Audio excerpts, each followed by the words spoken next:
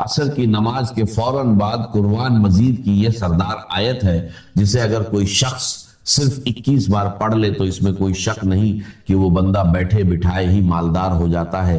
اور یہ آیت مبارکہ قرآن کی سردار آیت ہے اور اس کو پڑھنے والا بھی سرداتا ہے، اور ایسی جگہوں سے رزق کا انتظام ہوتا ہے کہ پہلے دن ہی اس بندے کو وہاں سے رزق ملنے لگتا ہے جہاں اس کا گمان بھی نہیں ہوتا۔ اسی لیے جو لوگ مالدار ہونا چاہتے ہیں، اس عمل کے ذریعے، اس قرآنی سردار آیت کے ذریعے کئی لوگوں کے حالات بدلے ہیں، کئی لوگوں کی زندگیاں بدلی ہیں، کئی لوگوں نے ترقی پائی ہے، اور کئی لوگ جن کو ساری زندگی کچھ نہیں مل سکا تھا اور جو وظائف کر کر کے تھک چکے تھے، انہوں نے عصر کی نماز کے بعد اس کی تلاوت شروع کی، اور پھر ایسی جگہوں سے رزق کا انتظام ہوا کہ آج وہ لوگ جو غریبی کی زندگی گزار رہے تھے آج اتنے مالدار ہیں کہ لوگوں میں رزق تقسیم کر رہے ہیں۔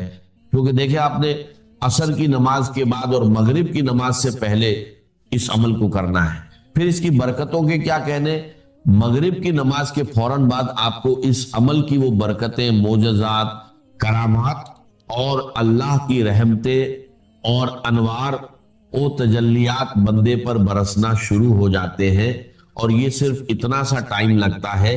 اس لیے جو لوگ ابھی تک وظائف کی دنیا میں قدم رکھ کر بھی محروم ہیں وہ اس عمل کو ایک مرتبہ ضرور کرے، خواتین ہو یا مرد حضرات، ہر کوئی اس عمل کو صرف ایک بار کر لے۔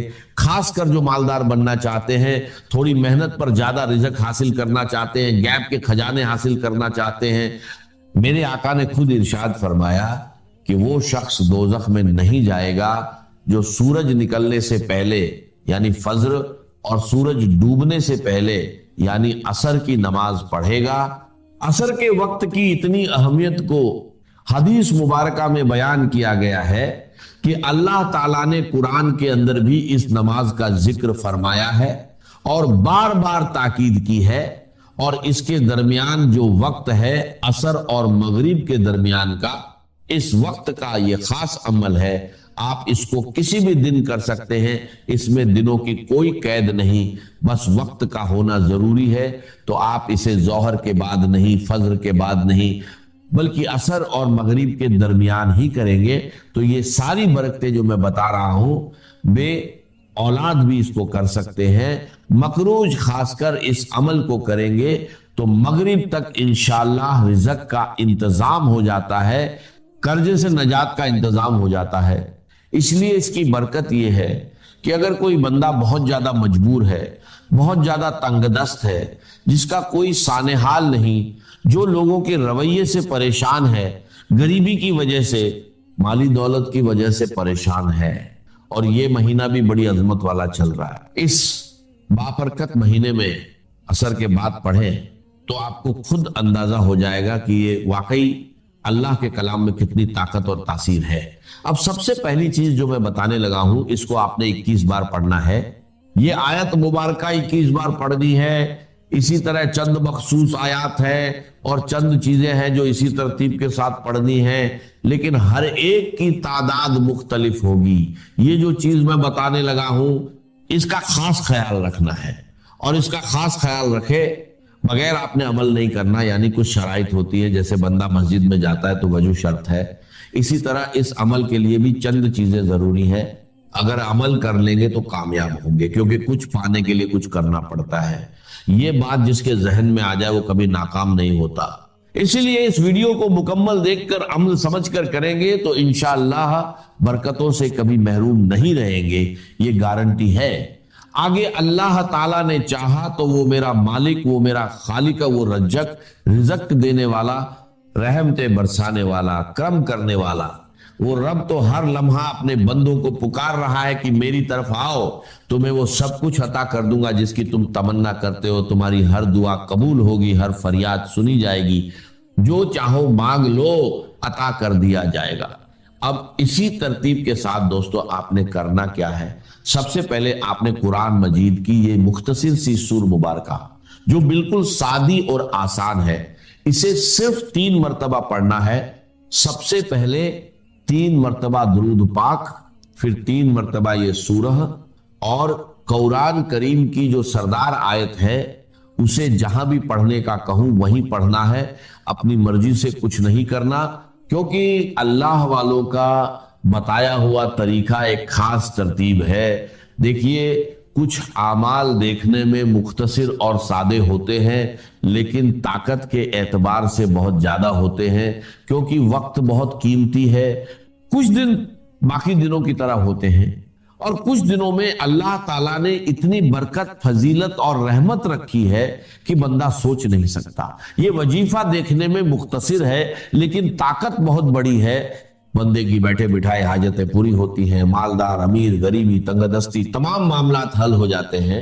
حضرت ابو بکر بن عمار بن ربیع نے اپنے والد سے روایت بیان کی کہ نبی علیہ السلام نے فرمایا، وہ شخص ہرگز آگ میں داخل نہیں ہوگا جو سورج نکلنے اور غروب ہونے سے پہلے کی نمازیں پڑھتا ہے، یعنی فجر اور عصر۔ اور بصرہ کے ایک آدمی نے شہادت دی کہ میں نے بھی یہ روایت سنی، حکیم الامت مفتی احمد یار خان نے اس حدیث کے اس حصے پر فرمایا کہ جب بندہ قبر میں جائے گا تو اسے عصر کا وقت ہی دکھائی دے گا، اس لیے عصر کے وقت خصوصاً اس نماز کی حفاظت کرو اور اسی درمیانی وقت میں یہ خاص عمل کرنا ہے۔ جو لوگ پریشان ہیں کہ محنت تو بہت کرتے ہیں لیکن کمائی میں برکت نہیں، تو برکت اور کثرت دونوں اس ذریعے آئیں گی۔ درود پاک آپ کوئی بھی پڑھ سکتے ہیں، چاہے درود ابراہیمی ہو یا کوئی اور، بس تعداد وہی رکھیں جو بتائی گئی۔ پھر سورۃ الفاتحہ کو بسم اللہ کے ساتھ پڑھیں۔ میں 40 بار روز پڑھتا ہوں لیکن آپ کو صرف بتائی گئی تعداد کے برابر ہی پڑھنا ہے۔ بسم اللہ الرحمن الرحیم، الحمدللہ رب العالمین، آمین۔ اور آمین کے 4 حرف کے برابر اللہ تعالیٰ اس بندے کے لیے 4 فرشتے مقرر کر دیتا ہے جو اس کے لیے دعا کرتے رہتے ہیں۔ تو جس کے لیے فرشتے دعا کرے وہ کیسے ناکام ہو سکتا ہے؟ اور نبی نے فرمایا جس کی اثر چھوٹ گئی گویا اس کا گھر مال لٹ گیا۔ اسی لیے آج کے بعد عصر کی نماز کو قضا نہ ہونے دے، یہ عمل صرف ایک دن کر کے دیکھے، دل کرے گا کہ روز کرے، روز برکتیں حاصل کرے۔ اصل میں عصر کے بعد رزق بڑا ملتا ہے کیونکہ اس وقت اللہ کے نوری ملائکہ فرشتے زمین پر اکٹھے ہوتے ہیں، دن والے فرشتے واپس جاتے ہیں اور رات والے آ جاتے ہیں، ان کی آپس میں ملاقات ہوتی ہے اور اس وقت اللہ کی رحمتوں کا نزول سب سے زیادہ ہوتا ہے۔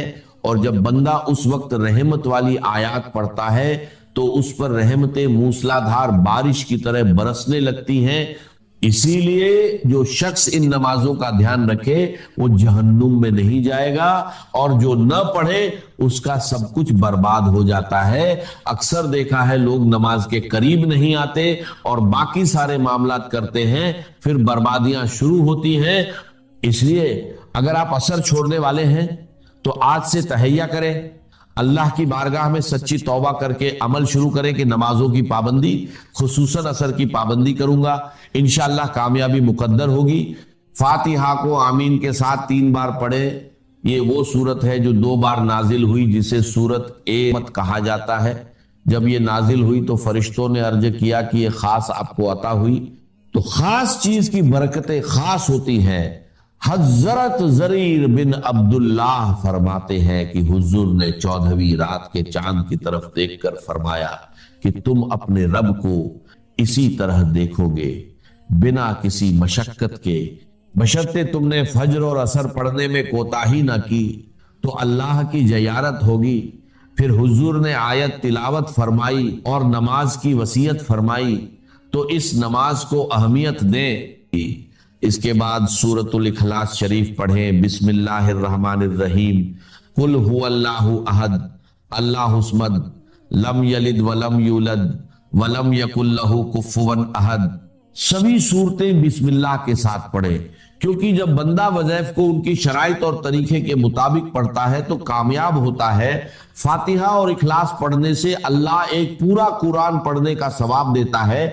300 شہیدوں کے برابر ثواب لکھا جاتا ہے، رزق بڑھتا ہے، معاملات حل ہوتے ہیں، پریشانیاں ختم ہوتی ہیں، دکھ مصیبت سے نجات ملتی ہے۔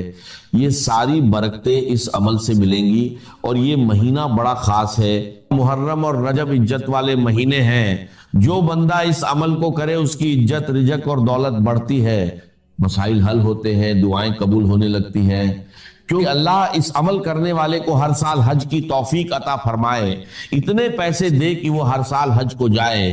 اللہ کے خزانے وسیع ہیں، بندے کا گمان وہاں نہیں پہنچ سکتا۔ پھر سورۃ الکوثر پڑھیں، اس سے اللہ سارے گناہ معاف فرما دیتا ہے، چاہے سمندر کی جھاگ کے برابر بھی ہو۔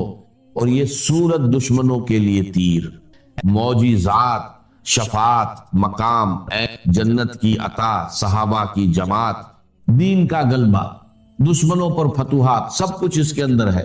پھر ایک آیت جو اپنی جگہ پر نہایت اہمیت کی حامل ہے، اور آپ کو یاد ہوگا کہ ہماری گزشتہ 2 نشستیں اسی ایک آیت کے مطالعے میں سرد ہوئی، اور یقیناً اس آیہ مبارکہ کا یہ حق، اس لیے کہ نہ صرف یہ کہ اس سورہ مبارکہ کا یہ عمود مرکزی مضمون ہے، بلکہ جیسا کہ میں عرض کر چکا ہوں، ڈاکٹر رفیع الدین مرحوم کی ایک روایت کے مطابق امام الہند حضرت شاہ ولی اللہ دہلوی رحمۃ اللہ علیہ کے نزدیک کی آیہ مبارکہ یعنی سورہ صف کی آیت نمبر 9 پورے قرآن مجید کا عمود، مرکز اور محور، جس کے گرد کے پورے قرآن مجید کے مضامین گھوم۔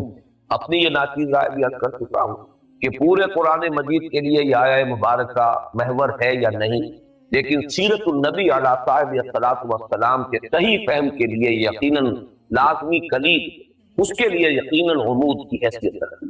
اس آیت مبارکہ کو سمجھیں گے تو سیرت النبی کا فہم حاصل ہو، اس لیے کہ کسی بھی عظیم شخصیت کے کارنامہ حیات کو ایسس کرنے کے لیے سب سے پہلے یہ سمجھنا ضروری ہے کہ اس کا مقصد ہے، اس کے سامنے اپنی جد و جہد اور اپنی مساعی سے ہدف کے طور پر کیا جائے، اسی کے حوالے سے ایسا کیا جائے گا کہ کس درجے میں کامیابی۔ اس آیہ مبارکہ پر جیسا کہ میں نے عرض کیا، گزشتہ 2 نشستوں کا اکثر و بیشتر حصہ اکثر کر چکے ہیں۔ مجھ سے پچھلی نشست میں ایک غلطی ہوئی ہے، اور اس کی طرف ایک صاحب نے ہمارے شرکائے شخص سے انہوں نے توجہ دلائی، میں ان کا شکریہ ادا کرتا ہوں۔ لِيُظْهِرَهُ جو مرکزی لفظ ہے اس عمود والی آیت کا، هُوَ الَّذِي أَرْسَلَ رَسُولَهُ بِالْهُدَى وَدِينِ الْحَقِّ لِيُظْهِرَهُ عَلَى الدِّينِ كُلِّهِ۔ لِيُظْهِرَهُ کا جب میں نے تجزیہ کیا تو جو ابتدا میں لام آیا ہے اس کے لیے روا روی میں میری زبان سے لفظ نکل گیا کہ یہ حرف جار لام ہے، حرف جار، حروف جار ہے۔ یہ ایک غلطی ہے جو روا روی میں ہوئی ہے۔ اصل میں یہ یا تو اسے لام کی کہتے ہیں یا لام تعلیل کہتے ہیں۔ لے یظہرہ تاکہ غالب کر دے اس کو، تاکہ وہ غالب کر دے اس کو۔ لام جار جو ہے حرف جار کے طور پر لام جب آتا ہے تو وہ اسماء پر آتا ہے، افعال پر، اس لیے اس لام کے بعد محذوف مانا جاتا ہے یا کہ یا ان، لے ان یظہرہ تاکہ وہ غالب کر دے اس کو، لے کہ یظہرہ تاکہ وہ غالب کر دے۔ تو یہ جو حروف ہے ان، لن، کہ، اذن، یہ 4 حروف وہ ہیں جو فعل مضارع پر داخل ہوتے ہیں اور پھر اس کو نصب دیتے ہیں۔ لیظہرہ تا پر زبر اس لیے، تو یہ لام تعلیل کہیں یا لام کہ۔ البتہ ایک بات پر اگر غور کریں کہ جہاں تک مفہوم کا تعلق ہے، اس میں وہ حرف جار والا لام جو ہے اس کا مفہوم موجود، اس لیے کہ جب حرف جار کے طور پر لام آتا ہے تو اس کے معنی ہوتے ہیں کسی شے کے لیے، واسطے، جیسے کہ اقیم الصلاۃ للذکر، نماز قائم کرو میری ذکر کے لیے، میری یاد کے لیے، میری یاد کے واسطے۔ تو یہ کسی شے کے واسطے، کسی شے کے لیے، یہ در حقیقت لام جب حرف جار کے طور پر آتا ہے تو اس کا مفہوم، یہاں وہ مفہوم موجود۔ هو الذی ارسل رسولہ بالہدی ودین الحق لیظہرہ، وہی ہے اللہ جس نے بھیجا اپنے رسول کو یعنی محمد کو صلی اللہ علیہ وسلم 2 چیزیں دے کر، الہدا یعنی قرآن حکیم اور دین حق، اس لیے یا اس واسطے کہ وہ غالب کر دے اس کو پورے کے پورے دین پر۔ تو یہ جو اصل مفہوم ہے یہاں موجود ہے۔ بہرحال جہاں تک فنی اعتبار سے یہ بات صحیح ہے کہ یہ حرف جار نہیں ہے بلکہ لام تعلیل یا لام کہ۔ اب ہم آگے چل رہے ہیں، اس سورہ مبارکہ کا جو چوتھا حصہ ہے یہ پھر 4 آیات پر مشتمل ہے۔ وہ 4 آیات ابھی میں نے تلاوت کی ہیں، آپ نے سماعت فرمائی۔ ان 4 آیات کا مضمون ہے جہاد کے لیے پرزور دعوت، اور اس کا جو ربط ہے اس عمود کے ساتھ اس کو پہچان، وہی ہے اللہ جس نے بھیجا اپنے رسول کو محمد کو صلی اللہ علیہ وسلم الہدا و دین حق دے کر، تاکہ وہ غالب کرتے اس دین حق کو کل کے کل نظام زندگی پر۔ اب ظاہر بات ہے کہ یہ غلبہ دین حق محنت سے ہوگا، مشقت سے ہوگا، جہاد سے ہوگا، قتال سے ہوگا، ईसार से होगा, कुर्बानी से होगा, घर बैठे तो नहीं होगा, हाथ पर हाथ धरे तो नहीं। लिहाजा उसके लिए जरूरी है कि अब दो लोग भी ईमान के दावेदार हैं अल्लाह पर और उसके रसूल पर। अल्लाह है अपने रसूल को भेजने वाला, उस पर भी हमारा ईमान है। रसूल का मकसद करार दिया गया गलबे दीन हक, और रसूल पर हमारा ईमान है। तो जो लोग भी अल्लाह पर और उसके रसूल पर ईमान के मुद्दई हैं, दावेदार, अब उनका फर्ज कि वो तन मन धन इस मकसद बेसत मोहम्मद अला साहिब की तकमील के लिए लगा दे, खपा दे। लिहाजा निहायत पुरजोर दावत है जो इन 4 आयात में सामने आ रही है। मैं जरा चाहूंगा कि इस रब्त को जरा और गहराई में आप समझ लें, इसलिए कि आयत नंबर 9 पर एक गुफ्तगू हम इस एतबार से भी कर चुके हैं कि ये आया मुबारक का नबी अकरम सल्लल्लाहु अलैहि वसल्लम पर नबूवत और रिसालत की तकमील का बयान कर रही है। यानी खत्म नबूवत का एक तसव्वुर ये है कि पहले नबूवत का सिलसिला चल रहा था, हुजूर पर वो आकर खत्म हो गया। अब आपके बाद, जैसे कि हुजूर ने फरमाया, अना खातमुन नबिय्यीन ला नबिय्य बअदी, अब मेरे बाद कोई नबी। और दूसरा मफहूम ये है कि आप पर नबूवत और रिसालत की तकमील हो। ये तकमील नबूवत और रिसालत असल में बिनाए फजीलत मोहम्मदी सल्लल्लाहु अलैहि वसल्लम, वरना महज रिसालत का खत्म हो जाता है, इसमें तो फजीलत की कोई बात नहीं।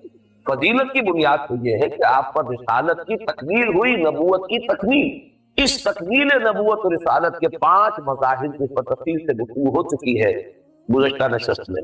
मैं चाहता हूं फिर गिन लें याद। सबसे पहला मकसद क्या है कि आप अल्लाह के वाहिद रसूल हैं सल्लल्लाहु अलैहि वसल्लम, जिनकी बेइज्जत पूरी नौ इंसानी। इसका ताल्लुक है जो साइंसी और तकनीकी इर्तिका हुआ है नस्ल इंसानी के इर्तिका के दौरान, कि अब ये मुमकिन हो गया था कि एक नबी की दावत पूरी नौ इंसानी तक पहुंच सके और एक नबी की दावत पर पूरी नौ इंसानी को जमा। इससे पहले जराए रस्म रसाइल ऐसे नहीं थे कि एक नबी की बेइज्जत पूरी नौ इंसानी के लिए हो। तो पहला मकसद यही है कि आपकी बेइज्जत है वमा अरसलनाका इल्ला काफ़्फतन लिन्नास बशीरन व नज़ीरा। दूसरा बेइज्जत, अगरचे हिदायत का सिलसिला तो हजरत आदम से चला आ रहा, इम्मा यातियन्नकुम मिन्नी हुदन फमन तबिअ हुदाया फला खौफुन अलैहिम वला हुम यहज़नून। जितने सहीफे नाजिल हुए वो सूफ़ इब्राहीम थे या सूफ़ मूसा थे, जितनी किताबें आई वो तौरात हो,